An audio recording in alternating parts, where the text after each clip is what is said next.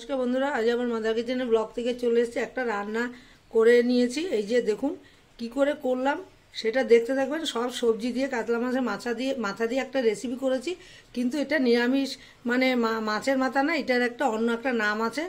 আর কি করে করলাম, কি করলাম না করলাম দেখতে থাকুন।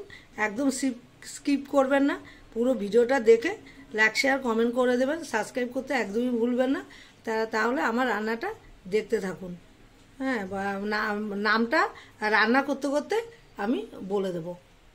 আমার রেসিপিটা শুরু করে দিলাম। এই যে বেগুনগুলো ভেজে নিচ্ছি। আজকে সব সবজি দিয়ে মাছের মাথা দিয়ে, এটার একটা নাম আছে, নামটা আমি পরে বলবো। এই যে বেগুনটা ভেজে নিচ্ছি, আর হলো এই যে মাছের মাথা ভেজে নিয়েছি, এই যে বড়িও ভেজে নিয়েছি, যাদের বন্ধুদের অনেকক্ষণ ধরে না, মানে দেখতে দেখতে বোর না হয়ে যায়। আমি অনেকটা কাজ আগিয়ে নিই, এগুলো সাধারণত সবাই জানে। হ্যাঁ, আর এই আমি এটা নামিয়ে সোমবার দিয়ে দেবো কী সোমবার দেবো পরপর বন্ধুদের দেখাবো। এটা ভেজে নিয়ে তারপর দেখাবো। এই যে ফোড়ন দিয়ে দেবো হলো রাঁধুনি আর তেজপাতা ফোড়ন দিয়ে দেবো। রাঁধুনি তেজপাতা, এই যে সবজি, এই কটা সবজি, ঝিঙে পেঁপে আর আলু, আর দিয়ে দেবো হলো লাউ দিয়ে দেবো। এই যে লাউ, এই দিয়ে দেবো। আমি আগে এগুলি দিয়ে নিই। এই যে এক এক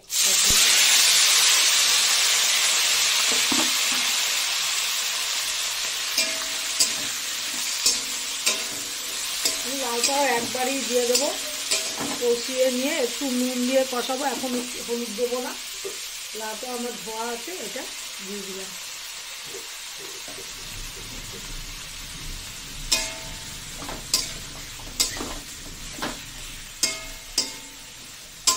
এটার মধ্যে কোনো মশলা, শুধু আদা বাটা ছাড়া কোনো মশলা পড়বে না। নুন হলুদ মিষ্টি আর আদা বাটা।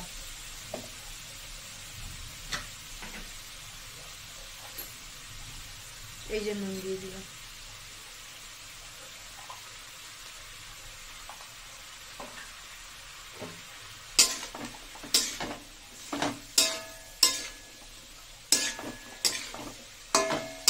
তারপর মজে গেলে, এটা এখন ঢেকে দেবো। মজে গেলে তারপর দিয়ে দেবো হলো হলুদ দেবো।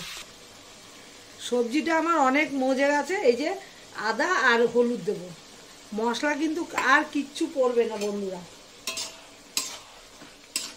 দেখুন, একদমই আমার কাছে একদম নতুন রেসিপিটা।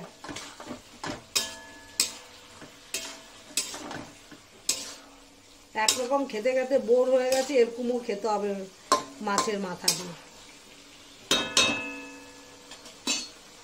আবার একটু ঢেকে দেবো।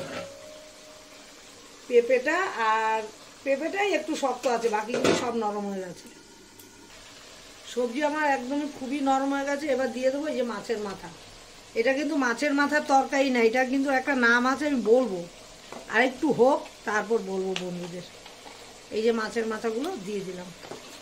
বড়ি আর বেগুনটা আমি পরে দেবো, একটু পরে দেবো। এটার সঙ্গে আর একটু কষিয়ে নিই।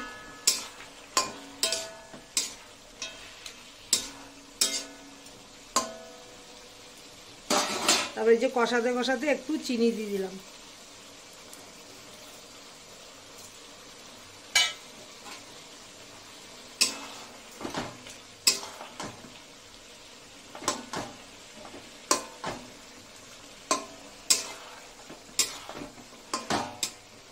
আবার একটু ঢেকে দেবো।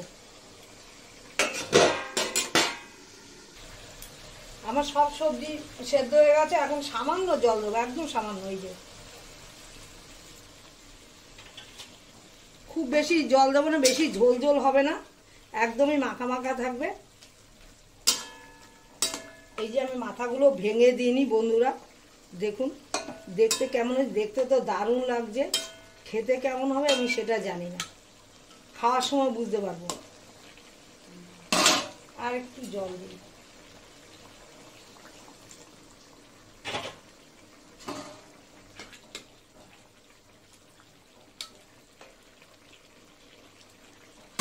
দিয়ে দেবো হলো, এটা তো ফুটছে। এই যে দিয়ে দেবো বড়ি আর বেগুনটা। এই যে বড়ি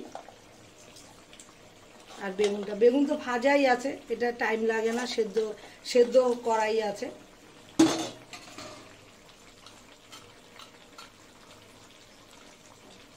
আর এটার মধ্যে কোনো মশলা বন্ধুরা পড়বে না, একটু আর আর 2-4 মিনিট হলেই আমার মানে সবজিটা হয়ে যাবে।